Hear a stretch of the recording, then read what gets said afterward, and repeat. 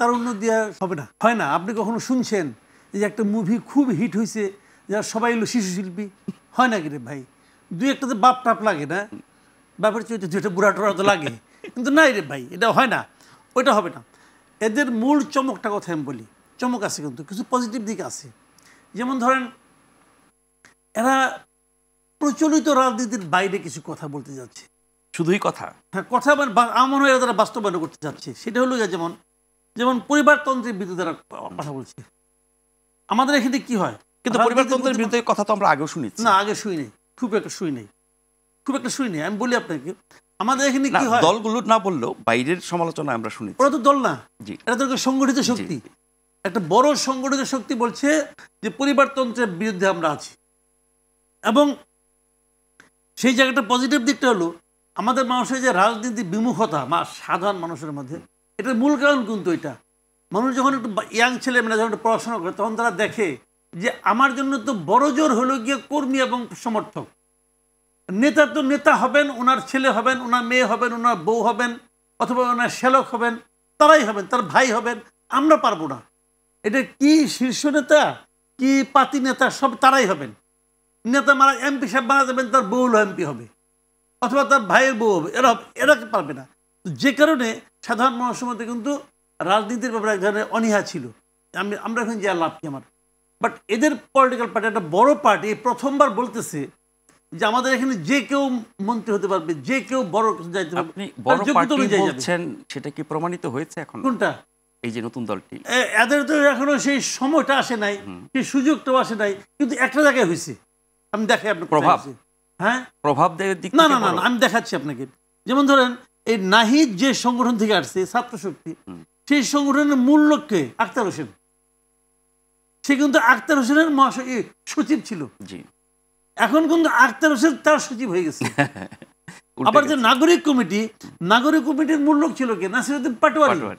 এখন পাটোয়ারি কিন্তু সিরিয়ালে ৫-৬ চলে গেছে। এতে কিন্তু পাটোয়ারি দল ভেঙে একটা দল করে নাই। এতে কিন্তু আখতার হোসেন মন খারাপকে বলে না যে আমি নেতা, তুমি আমার, তুমি হয় নাই। কি কারণে হয় নাই?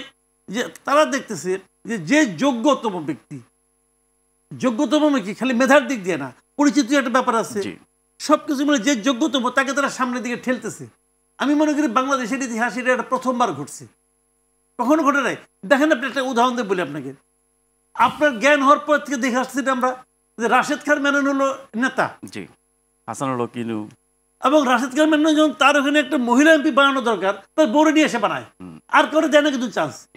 হাসানুল হক তার বোরে এনে বানায় এমপি। তো এগুলি কি, এগুলি যদিও আপনি বলবেন যে পরিবারতন্ত্র না এটা, কিন্তু সেটা এক ব্যক্তিতন্ত্র।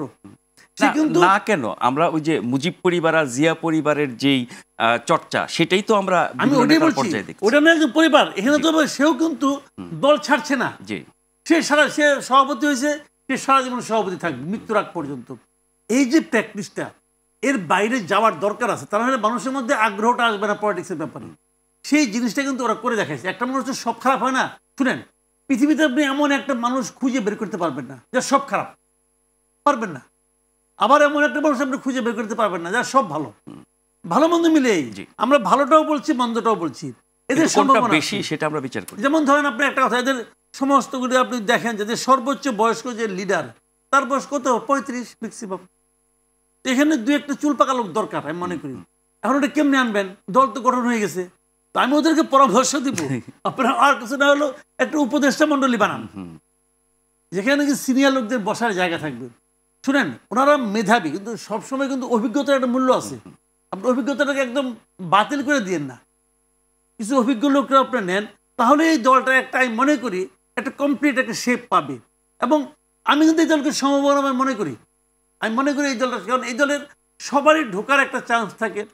যে কোনো ছাত্র সে ভাবতে আমি যাব। আর বড় যে ক্ষতিটা হয়ে গেছে, যেটা নাকি আজিজ ভাই বলেছেন একবার, বড় ক্ষতিটা হলো এখন আর কেউ লেখাপড়া করতে চাবে না।